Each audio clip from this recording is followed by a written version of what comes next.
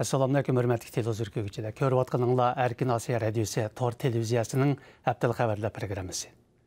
Bugün 15 iyun bütün dünyadaki musulmanlar cümleden Uygurlarmı Rozi Hitni kütüp aldı. Şu münasebet bilen biz Rozi Hitinlarını təbrikləyimiz. Hitinlarga mübarek olsun. Tövəndə əmdi Haftalık Xəbərlər proqramımızın diqqətinizə sunumuz. Məzkur proqramımızda ötken bir hafta jarayonida yuz bergan Uygurlarga münasebetlik mühim vaqealarni ma'lumot beramiz. Tövəndə diqqətinizə təfsilatı olsun. Mən Erkin. 15 iyun günü bütün dünyadaki musulmanlar cümleden Uygurlarmı mübarek Rozi Hitni kütüp aldı. Şu münasebet bilen Cuma günü ertegende Amerika paytaxtı Washington şəhərinin ətrafındakı Virginia, Maryland ştatlarında olturuşluq Uygur cemaati bir yerге cəm olub Rozi Hit namazını təng okudu. Hit namazı Dinizat Nurdin Qarim'nin imametçiligide Virginia ştatının Fairfax nahiyasındaki bir mehmanxananın zalida oquldu.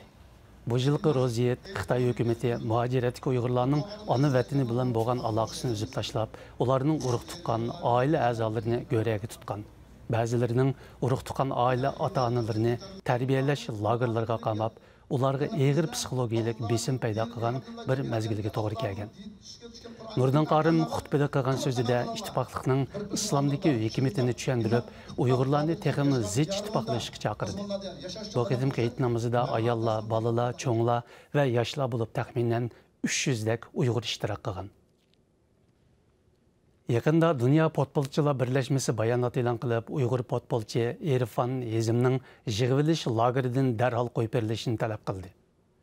Dunyodagi kasbiy potbolchilardan tashkillangan 60 davlatda 65 ming a'zosi bo'lgan bu tashkilot tor betida e'lon qilgan bayonotida Irfan Hezimning istiqbolli bir Uyg'ur potbolchi ekanligini, Jiangsu Suning komandasi bilan to'xtami borligini, bu yil 2 ayda yurtiga ta'tilga qaytganda yipiq tarbiyalash lageriga ilib ketilganligi bayon qilingan. Irfan Hezim bu yil 2 ayda Dörbiljinda tutqun qilinib tarbiyalash lageriga so'langan edi. Ahvoldan xabardor kishilar tarafidan Xotanning Navoq kentida Abduxelil Abduqodir ismli bir kishining tarbiyalash markazida jon uzganligi ma'lum qilingan edi.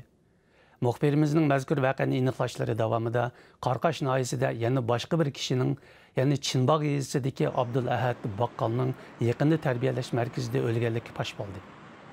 Saqchi xodimining bildirishicha, 3 norisida bolaning otasi bo'lgan 37 yoshli Abdul Ahad Baqqalning tarbiyalanish jarayonida qo'rqib ketib, qon besimi o'rlab ketganligi sababli hayotidan ayrilgan. U o'tgan yil 12 oyda lagerga ilib ketilgan ekan. Abdulahad Baqqalning 3 bolasi borligi, 3 yilisining texi kichik yoshda ekanligi ma'lum. Biroq hozir ularga kimning qarayotganligi ma'lum emas.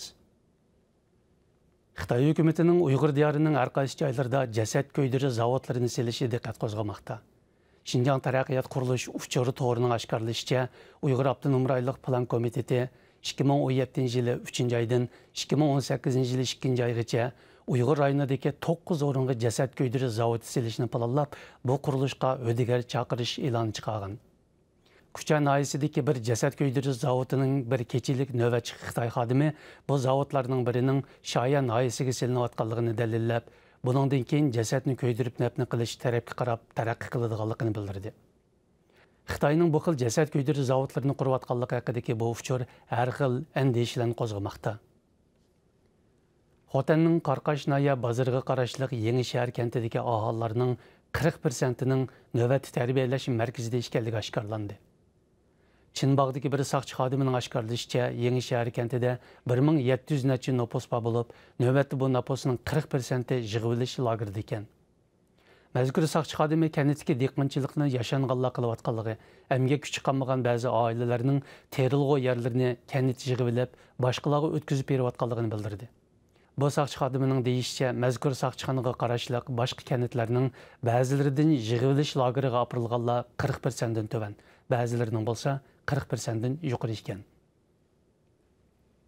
Amerikadagi Uyg'ur kishilik huquq qurilishi yaqinda doklad e'lon qilib, Xitoy hukumatining Uyg'ur madaniyatini planliq va sistemlik yo'qotish qurinayotganligini ilgari surdi.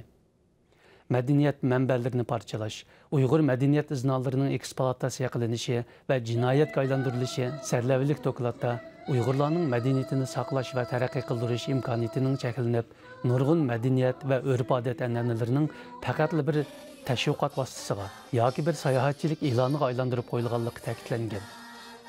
Uyg'ur kishilik huquq qurilishi shu munosabat bilan e'lon qilgan bayonotida dunyo jamoatchiligini Xitoy hukumatining Uyg'ur an'analariga qilayotgan buzg'unchiligiga diqqat qilishga chaqirgan.